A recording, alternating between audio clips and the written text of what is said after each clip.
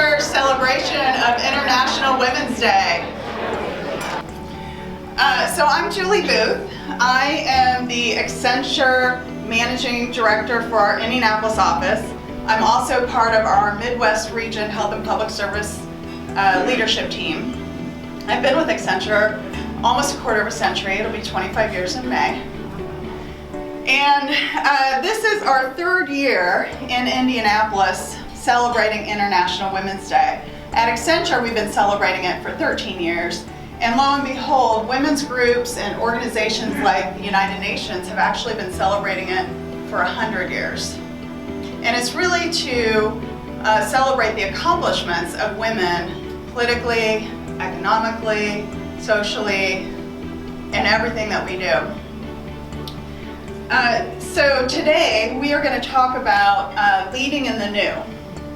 And when you think about the way that things are changing with digital and what that means for our workforce, for the future, and how we all need to adapt to that, that's going to be part of the conversation today. All right, with that, I'm going to turn it over to Rupal. Thank you, Julie. Hi, I'm Rupal Thanawala, and I'm involved with diversity, multiple events throughout the years. So this fits perfect with my passion. But more importantly, I also wanted to share what we really do at Accenture every day. We do have International Women's Day just on Wednesday, and we are celebrating it here today. But we have multiple ERG groups, and all of these ERG groups are not just about women, but within women's interest groups, we have 6 to 8 groups based on different geographies, and we have events throughout the year. And one of the things that I'm going to share right after this event as a link to all of you, that some of the research that we have done very much focused around women in the workforce. One is getting equal and leading in the new, and you all can read all of those white papers after that also. And without further ado, I wanted to start the panel discussion, and I'd like to invite our esteemed panelist, Tara Klutz. Please give her a round of applause. She is a state auditor for Indiana. Mark Lindsay, IU Health CIO.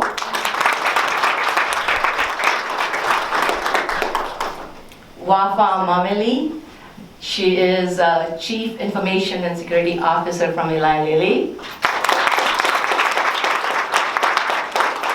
Jennifer Wolfgram, she leads site operation and SSHE for Roche. One of the things which is, the research says that, there are lots of unconscious biases when women get leadership role. Obviously, you all were given that role because people believed in you.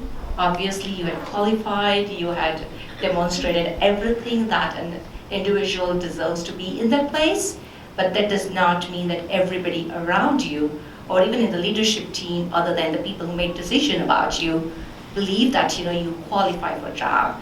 And at the same time, women are held at a different standards. Again, this is the research.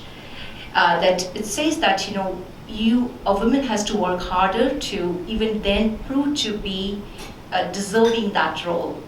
Did you face that or not? And Mark, for you, the question is going to be a little twisted, because you being in a leadership role as an executive, do you see that notion in your peers, and how do you steer them away from that thinking? I do believe there are some biases that do exist. It's important to make sure that you understand what that is, get the feedback, and live into what your brand is. It's okay to brag a little bit about your work. You're going to do it in the right way. You're going to manage what is that brand you want to know out there, and have people who do that for you. They're called sponsors. Make sure you understand what sponsor is. That's what I had to learn. What is a mentor and all those people I have, but who are those who are going to be talking on my behalf? First time I meet anybody, I'm going to value them as uniquely created and valuable and I'm not going to go ahead and assume their skill and abilities based upon their appearance or where I met them. But after my interaction, I'm free to make those judgments, because as I interact with those people, that's exactly what I should be doing. I should be making judgments on their skill and on their ability and then acting appropriately. But it's just stepping back and saying, you know what, they are unique, regardless of their gender, their culture, their race, or religion, and just getting a chance to meet them and see what they're about. I think the term implicit bias is very important, and it's very important for all of us, because all of us are going to carry implicit bias into every conversation that we have, every leadership position that we're in. And so the behaviors that you exhibit to others have to be a manner that suppresses that implicit bias, and then over time it naturally starts to dissipate. But that does take